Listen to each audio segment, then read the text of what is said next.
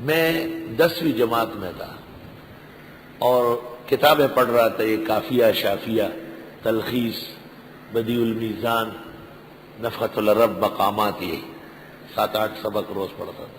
اور اگلے سال کراچی آنا تھا تو میری والدہ صاحبہ، چونکہ میں چھوٹا بیٹا تھا، پلنگ پہ ساتھ بیٹھ کے ان کو دباتا تھا، تکلیف تھی، تو اس دوران مجھے ایک دن گریبان سے 2-3 دفعہ پکڑا اور مجھے کہا کہ آپ اپنے بھائیوں کا خیال رکھیں گے۔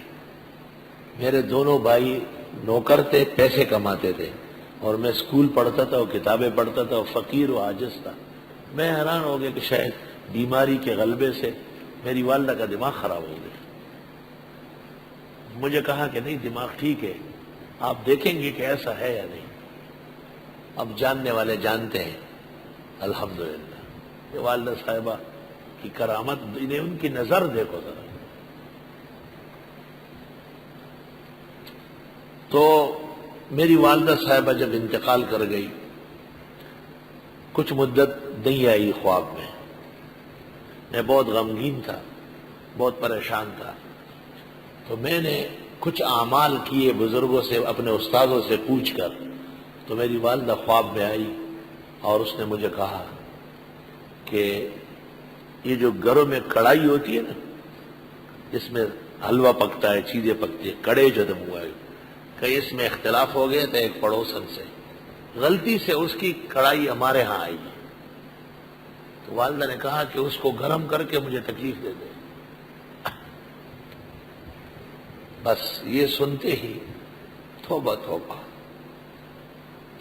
میں نے فجر کی نماز یہاں پڑھائی اور گھر واپس نہیں گیا، یوں نکلا، یہاں آ چکا تھا پھر میں، اور سیدھا اسٹیشن جا کے شاہین نام کی ایک ریل گاڑی تھی، اس میں بیٹھ گیا، وزیر آباد گیا، اور وزیر آباد سے راولپنڈی کی بس میں بیٹھ گیا۔ وہ لوگ جو ہماری پڑوسن بابی صاحبہ تھی، وہ راولپنڈی میں ایک جگہ تھی، وہاں وہ رہتے تھے، ڈک چوک ایک جگہ ہے۔ میں گیا، میں نے ان کو کہا، اور راستے سے میں نے اس جیسی کڑھائی 8-10 خریدی اور اس کو اپنے ساتھ کر کے ان کے گھر لے گیا۔ میں نے کہا وہ کڑھائی میں فرق آیا ہے، اور میری والدہ بہت غمگین ہے، پریشان ہے۔ تو ہماری وہ بابی، وہ زار و خطار روئی، اور اس نے کہا کہ وہ تو ہماری ماں کی طرح تھی، ہزاروں کڑھائی اس پر قربان جائے۔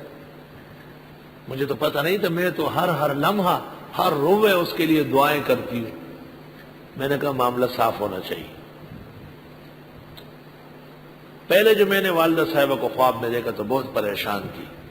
میری والدہ کے انتقال کے وقت سر کے تمام بال کالے تھے، میں نے خواب میں سفید دیکھی، اور مجھے اللہ تعالیٰ نے تعبیر کا غیر معمولی ملکہ دیا ہے۔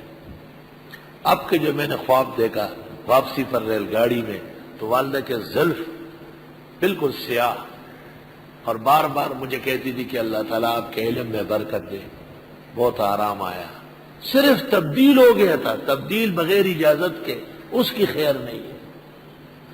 بخاری شریف میں ہے، دور حدیث والے جانتے ہیں، حضرت صلی اللہ علیہ وسلم کا ایک خادم ہے مدعم، اور وہ غزوہ حنین میں حضرت کی خدمت کر رہا ہے۔ فَأَتَاهُ سَهْمٌ غَرْبٌ فَقَتَلَهُ، اچانک تیر آیا اور وہ لگ گیا اور مر گیا۔ سب نے کہا ہنی اللہ، ہنی اللہ، مبارک ہو موت، شہادت۔ آپ نے فرمایا کیا باتیں کرتے ہو؟